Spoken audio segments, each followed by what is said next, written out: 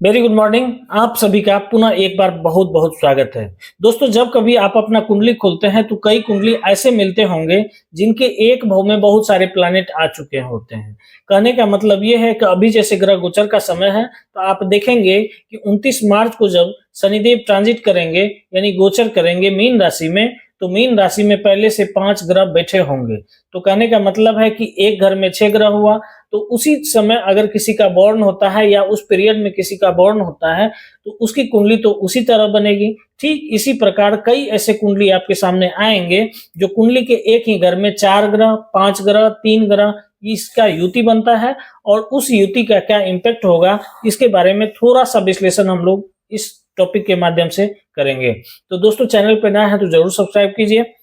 सबसे पहली बात है कि कुंडली का प्रत्येक घर अपने आप में एक विशेष व्यक्तित्व को दिखाता है, विशेष रिलेशन को दिखाता है, शरीर के विशेष अंग को दिखाता है।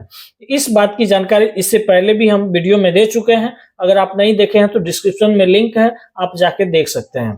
अगर आपके पहले घर में बहुत सारे आ गए, सबसे पहले तो मैं ये बता दूं कि 3 या 3 से ज्यादा प्लैनेट का जब भी कॉम्बिनेशन बनेगा, कंजंक्शन बनेगा किसी भी घर में, वो स्ट्रगल करवाएगा।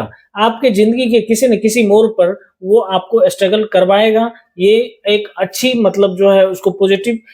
कई बार ऐसा होता है कि कुछ कुछ प्लैनेट का कॉम्बिनेशन आपको बहुत ऊपर लेके चले जाता है, तो कुछ कुछ जो है जीवन में स्ट्रगल देता है, फिर उनकी रेमेडी की जाती है।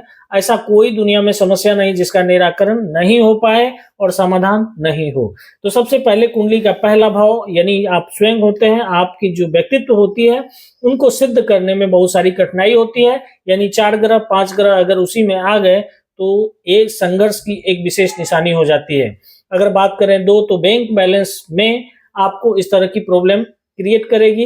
बार बार संघर्ष आपको करना पड़ेगा, पैसे का बचत नहीं हो पाएगा, पैसा आएगा और कहाँ चला गया इसका पता नहीं चलेगा। ससुराल से आपका संबंध खराब हो सकता है, इसमें कहीं दिक्कत नहीं है। आपकी वाणी के चलते आपको बहुत सारी समस्याएं हो सकती है। जैसा कि हम जानते हैं कुंडली का जो तीसरा घर है वो पराक्रम का है, छोटे भाई बहन का है। इस तरह की समस्याएं वहां भी ये दे सकती है। तीसरे का संबंध डायरेक्ट आपके भाग्य भाव से है तो भाग्य में भी ये संघर्ष करवाएगा। और चौथा घर माँ का है और सुख का भाव इसको कहा जाता है, वाहन का कहा जाता है। तो ऐसी स्थिति में इससे भी ये संघर्ष करवाएगा। ठीक इसी तरह 5वें घर का संबंध डायरेक्ट 11वां से है, यानी 7th दृष्टि तो सब ग्रहों को प्राप्त है। इसलिए आपको देखना चाहिए कि जो ग्रह जहां बैठा हुआ है उसकी 7th डिग्री यानी 7th दृष्टि 180 डिग्री यानी जस्ट उनके अपोजिट में बनता होगा। यानी 4th का अगर हम चर्चा करें तो 10th उसमें ऑटोमेटिक इंक्लूड हो जाएगा। 4th से भी समस्या आएगी और 10th से भी समस्या क्रिएट होगी। अगर पंचम घर की बात करूं तो संतान से संबंधित समस्याएं, संतान की वो शिक्षा हो सकती है, संतान का बॉर्न हो सकता है और वो जो है शिक्षा का भी घर माना जाता है, तो उसमें भी रुकावट की संभावनाएं बहुत ज्यादा आप कह सकते हैं। यानी आप मोटे तौर पर ऐसा समझ सकते हैं कि 3 ग्रह या 3 से ज्यादा जितने भी ग्रह हैं वो अगर किसी भी घर में एक साथ कंजंक्ट होते हैं यानी कम मतलब एक साथ रहते हैं, युति बनाते हैं, तो कहीं ना कहीं वो संघर्ष करवाएंगे। कुछ कुछ ऐसे कॉम्बिनेशन हैं, कुछ कुछ ऐसे कंजंक्शन हैं जो आपको केवल ऊपर उठाने के लिए आए हैं। दोस्तों, जीवन में अगर संघर्ष नहीं हो तो अच्छी सफलता का कल्पना करना बेकार है। तो संघर्ष जरूरी है, लेकिन संघर्ष की एक सीमा होनी चाहिए। लेकिन कई आदमी को आप देखे होंगे जीवन भर वो संघर्ष ही करता रहा और अंत में उनकी मृत्यु हो जाती है। क्या कारण था? बस यही ज्ञान का कारण था। अगर हम ज्ञानी होते हैं तो उनके उपाय के बारे में तुरंत हम सॉल्यूशन खोजना शुरू कर देते हैं और जहां खोज होगी तो वहां मिलना ही है, इसमें कहीं दिक्कत नहीं है। ठीक इसी प्रकार से अगर मैं छठे घर का बात करूं तो छठा घर है रोग, ऋण, शत्रु। ये तीनों शत्रु देखेंगे अपने आप आपका बनता चला जाएगा। रोग जो है कब क्या हो गया कहना मुश्किल है। ऋण जो है ना चाहते हुए भी आप ले लेते हैं, तो छठा घर इससे भी रिलेशन रखता है। और छठा का डायरेक्ट दृष्टि पड़ता है आपके 12th हाउस पे, जो कि आपके बेड का है। अनिद्रा के शिकार हो सकते हैं, डिप्रेशन का शिकार इत्यादि हो सकते हैं।